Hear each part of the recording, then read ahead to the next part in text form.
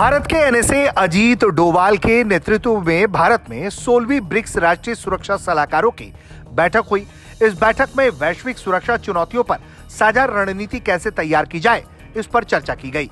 23 जून को नई दिल्ली में आयोजित 16वीं ब्रिक्स राष्ट्रीय सुरक्षा सलाहकारों की बैठक में यह स्पष्ट कर दिया कि बदलते वैश्विक परिदृश्य में सुरक्षा की चुनौतियां केवल सैन्य या पारंपरिक नहीं रह गई, बल्कि ऊर्जा, खाद्य, साइबर, जलवायु जैसे क्षेत्रों तक यह मामला फैल चुका है। इस महत्वपूर्ण बैठक में ब्रिक्स देशों के राष्ट्रीय सुरक्षा सलाहकारों और प्रतिनिधिमंडल के प्रमुखों ने विश्व के सामने मौजूदा बहुआयामी सुरक्षा चुनौतियों पर व्यापक विचार विमर्श किया है।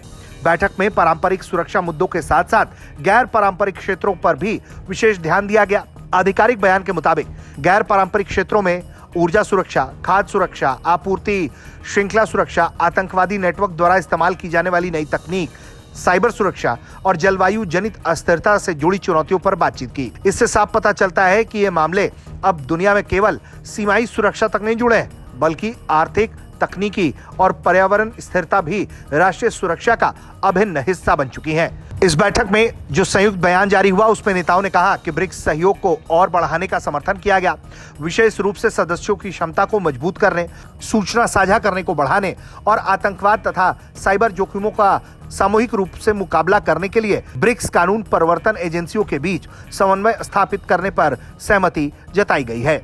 इसके साथ ही सदस्य देशों ने आतंकवाद के प्रति अपनी कड़ी प्रतिबद्धता दोहराते हुए कहा है कि वो आतंकवाद के सभी रूपों और अभिव्यक्तियों का मुकाबला करेंगे, जिसमें आतंकवादियों द्वारा नई तकनीकों के इस्तेमाल को रोकना भी शामिल है। बैठक में सभी सदस्य देशों ने 2026 के लिए भारत की ब्रिक्स अध्यक्षता का पूर्ण समर्थन व्यक्त किया है। भारत ने अपनी अध्यक्षता का विषय रखा है लचीलापन, नवाचार, सहयोग और स्थिरता के लिए निर्माण। ये विषय वर्तमान वैश्विक परिस्थितियों के अनुरूप है, जहां देशों के बीच सहयोग, तकनीक, नवाचार, सतत विकास की आवश्यकता पहले से और अधिक महसूस की जा रही है।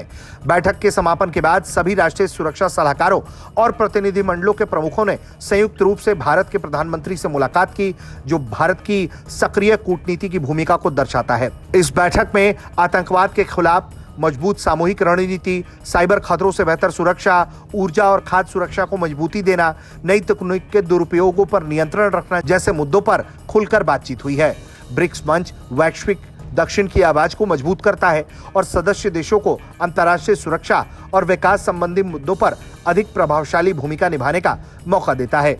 अगर ब्रिक्स देश किसी नए विकल्प की तलाश में आगे बढ़ते हैं, किसी नई तकनीक की तरफ आगे बढ़ते हैं, तो फिर धीरे धीरे पूरी दुनिया ही उसका अनुसरण करती है।